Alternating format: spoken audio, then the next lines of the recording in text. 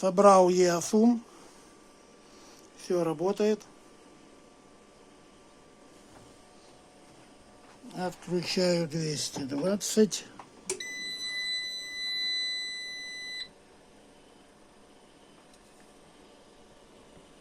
«230» на выходе.